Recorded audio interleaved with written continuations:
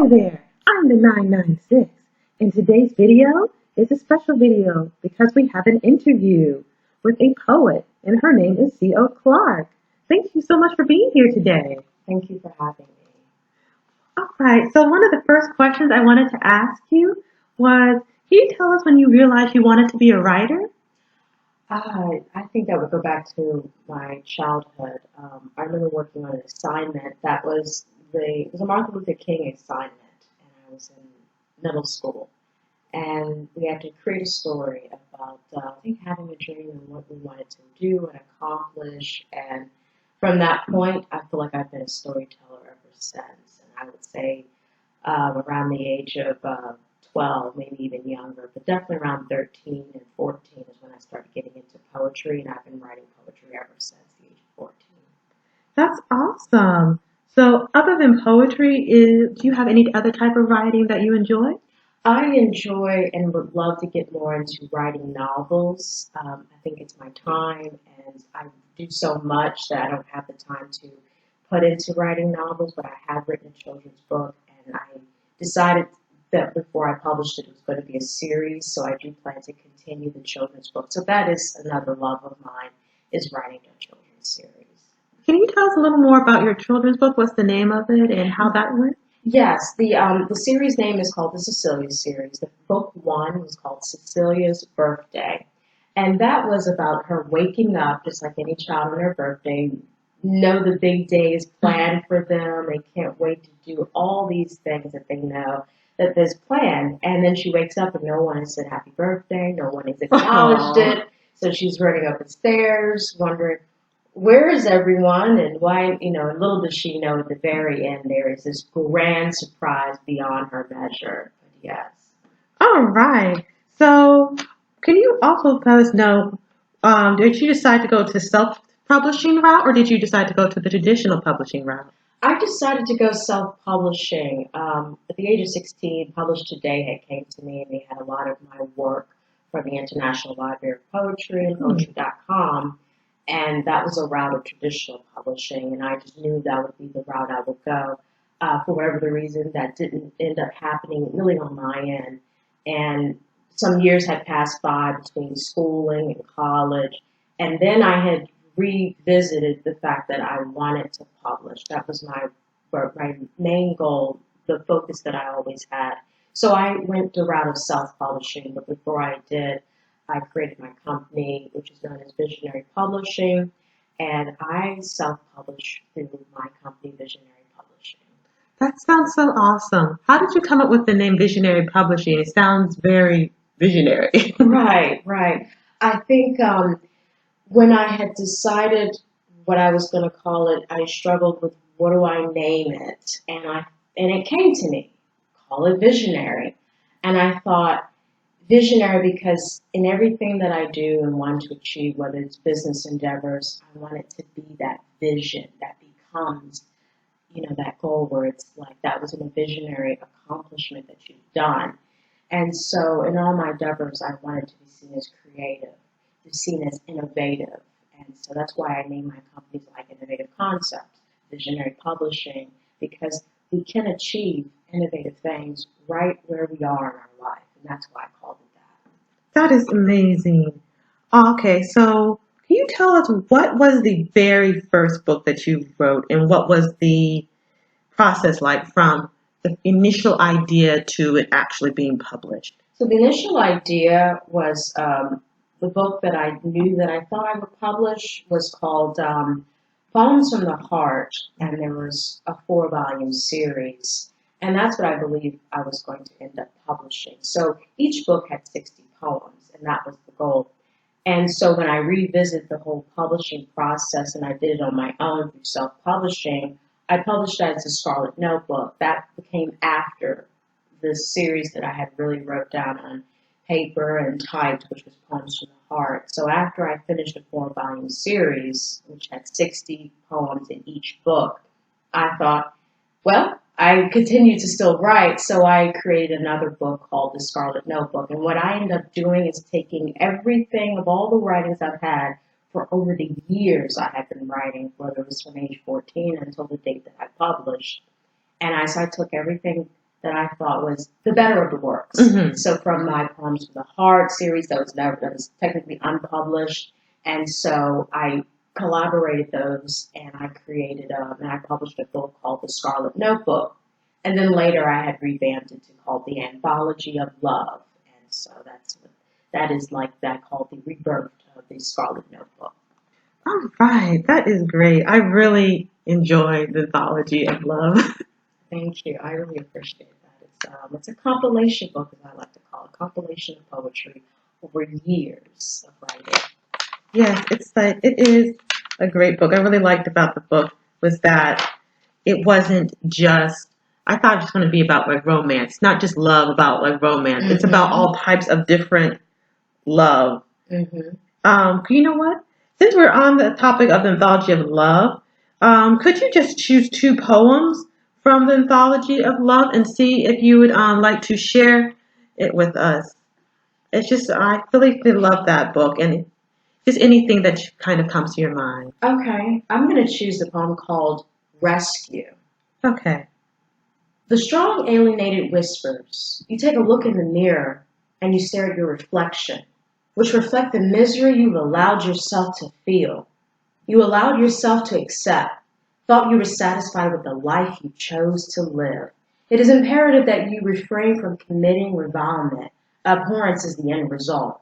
You try to revamp others instead of starting with you. And the one who needs to be rescued is the person you're neglecting. You. Rescue. I love that poem.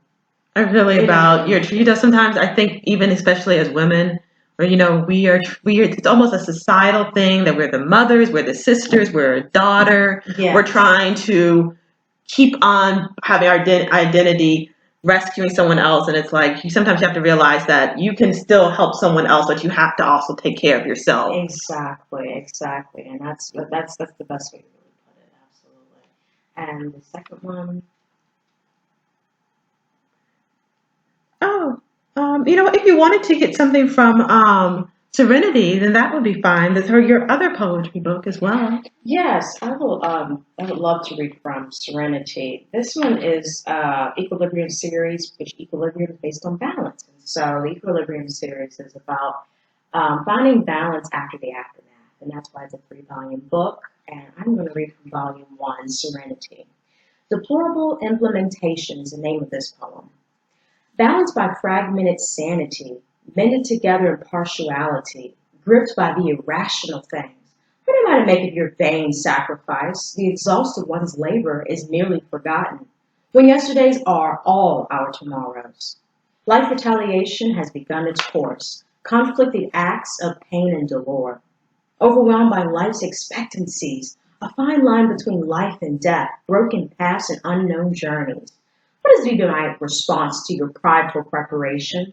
Any splendor left in the irreversible destruction, when now is a broken present? Thank you for that. Thank you. So, speaking about your books, how did you decide the themes for your books? You mentioned equilibrium is like the aftermath. Yes, so the theme that I was going for, and I'm keeping in mind of that as I am wrapping up volume three, I'm in the process of writing the last and final series to the Equilibrium. And volume three is called Synergy. So Serenity is supposed to be, the theme of it is supposed to be realizing that you have these stepping stones in life. There's stages in life. A lot of people want to be on stage three, which is the recovery process, Mm-hmm. when they need to go through one and two. One is recognizing that you even need to be recovered, that you even have any brokenness, any reflection upon yourself where people have told you how to feel, think, and be. And so, volume one, that's why you'll see certain titles that say breathe and redeemer and discernment. Some of it has a theme of religious aspects to it. And so, me being spiritual and knowing that there has to be balance. And that's why I called the Equilibrium series. I meet many people in life who are excelling in business, but they're not doing well in their family life at home. They're going through divorce. Mm-hmm. I see some that are doing well in their spiritual life, but they're not excelling in other parts of their life. And so Mm-hmm. there has to be this balance in work, life, and spirituality. and some people are excelling in one or two, and we have to find balance in all three because they do matter.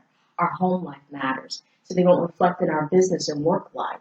And our spirituality matters, so we just know what are our morals and ethics. And so I just try to be mindful of some of my religious tones and stick to what I think we all can kind of agree with a little bit, which is some ethics, some morals. And so, yes, so there are some different tones of breaking free. That's why I have one poem called Unwarranted Persecution. Even without your change is your mind, your new captor, you decided to remain accustomed to the torment and the treatment of pain. And so in that book, I'm talking about breaking free of some mental barriers. And so that is with serenity. And harmony is finding that middle platform where you're kind of going past the fact that you realize, I've made certain decisions or people who have been around me haven't been very good for my health, toxic. And so in moving past that and going to the middle stage, which is volume two, which is harmony, where the tones are similar, but they've changed a little bit. That's why I end with one poem called Bright Hour. And in volume three, it's going to be a little bit lighter. Volume two and one were intentionally meant to be heavier. It is about breaking free of mental barriers. That sounds so enlightening.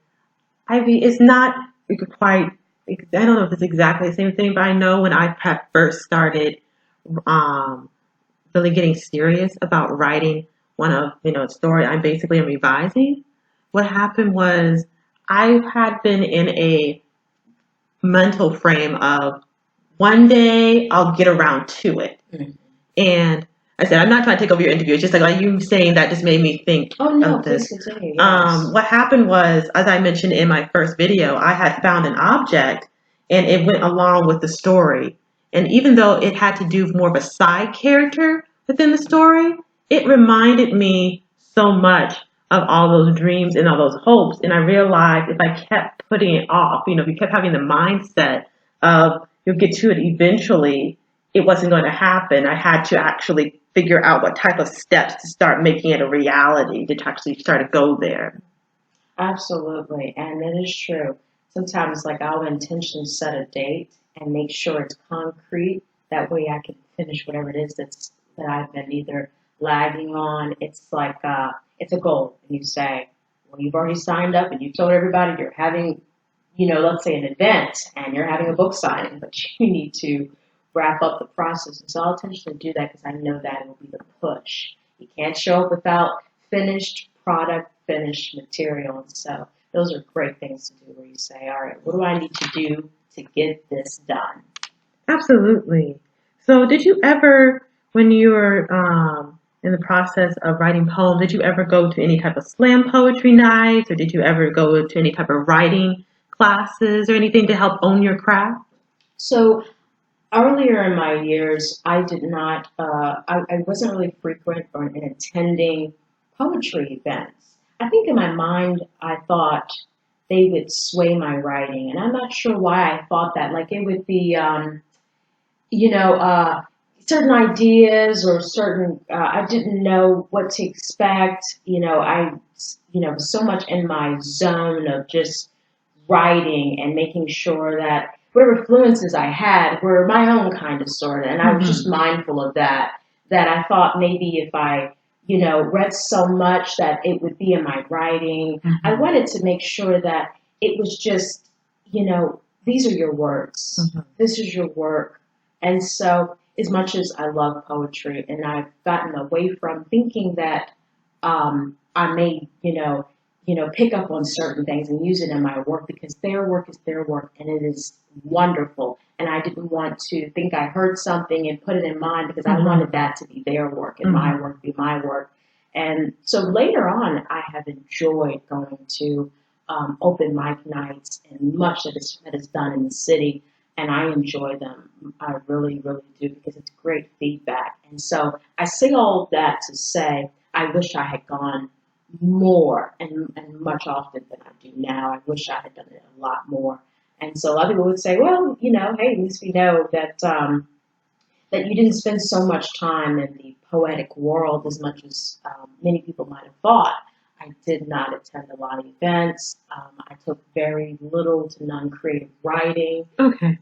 And I thought that a lot of people think that I would have, and I kind of wish I did have. But at the same time, I go, well, at least I know, you know, I have done what I did to writing and improving and all that, and I had pursued that endeavor in a different way, in a different route. But I enjoy listening and going to definitely poetry events. Oh, that's awesome. I said, yeah, definitely. I said, when I write poetry, I said, I loved going to slam poetry. Sometimes I would love going to poetry at different cafes and so forth and reading out loud. But it's just great to hear different people have various different processes.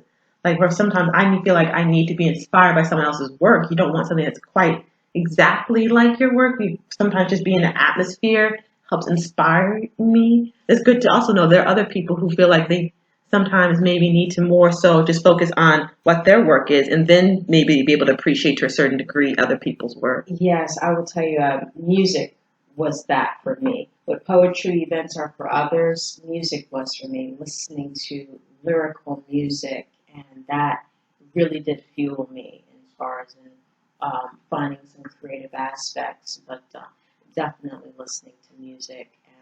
And I'm a big fan of certain, whether it's jazz writers, just different writers in my head. That was what really did it for me. And I kind of stayed in my zone for many years. And that's why I said I attend a lot of those events now of today, but wish I had. But music was that for me years ago. And so, yeah, that has changed. Music still is, but definitely poetry events. The music has a very interesting way of being able to inspire you. I know a lot of times I would be writing, and sometimes I would listen to one or two songs on repeat, and that just pretty much helped me get through an entire chapter. Yeah, I could definitely attest to that for the poem Vow Commitment and Volume 2. There was a song by, I think, Demi Lovato that helped me get through that song, get through that poem. And so I just put it on repeat, and I was like, I'm going to finish this poem. So it's Okay. stories like that I could surely share when it comes down to music. All right. So, what are your favorite and least favorite genres in just anything as far as writing in Um, general? Novels. Okay. That is one of my favorite genres. So whether it's authors like Tana French, Karen White, James Patterson, I enjoy it all, especially a little bit thriller type Mhm. fiction. I definitely enjoy that, but definitely novels, fiction, as well as non-novels. I have, as many people say, you have a library in Okay. your office, and so they're all categorized by novels, nonfiction, poetry, the list goes on. And so I have so many genres between reading poetry to reading novels and also reading some nonfiction. Okay, great. Let's see. So, what advice would you give aspiring writers in regards to staying motivated, the publishing journey, and so forth? What the advice I would give is you already know you have a talent and you have a craft. What many people find is the finishing process. And so I think sometimes there's a self-esteem thing where it's like if you put it out there, it's already done. It's already out there, and other people are going to read your work. You never know the feedback. When I wrote the children's book, I thought, who would me to write a children's book? I don't have children of my own. Hmm. And so I didn't think that I should put it out there and write it, let alone publish it, let alone get the illustrator, let alone all the process that went into publishing it. But it was the best thing I did because I would not have imagined the feedback, the fears I had doing it. But it was an internal thing. It was more like what people say, like you put a children's book, you're children, when could you write? So it's knowing that you have a talent. It's recognizing your writing talent. You know it's there. You have to break past the mental barrier of it's a subconscious thing of once it's out there, it's out there. It's a subconscious thing where we don't realize it's internal, it's subconscious in our mind that once it's out there, what are people going to say? I spent years thinking like that. A long time ago, I had years of thinking, performing my work at events where it's like, what will people say? And when I did, the feedback is positive. So the advice I give is recognize that you are talented. Your writing is talented. And if you touch one life, I would say, with your work, your writing, and one person is inspired, it was worth the journey. It was worth the years you put into it, the months you put into it, the entire process is worth that. When someone comes to you and says, wow, you inspired me, that is worth it. Set a goal, set a date, find other people that will help you make this come to pass, and make sure you find those that are around you that will hold you accountable and say, hey, we're going to hold you by the hand and make sure you get this published. Find those people that believe in you, whether it's family member, friends, anyone who's already done it. Go to those people that say, I believe you, I want to help you, I want to do what it takes to make sure you get your work published. You find the editor, you find whatever you need in your writing journey. Find somebody that believes in you, that will pull you with you. All right. Well, this has been an awesome interview. Thank you so much for being here today. Thank you for having me. It was a pleasure. Well, I'm the 996. If you like this video, please give me a thumbs up. And also, please share it. If you like poetry, if you just like writing in general, I think even just with life, all of her advice is just very inspirational. This video is a little longer than most of my videos, but that was because it's just such an awesome interview. And I hope you have a wonderful day.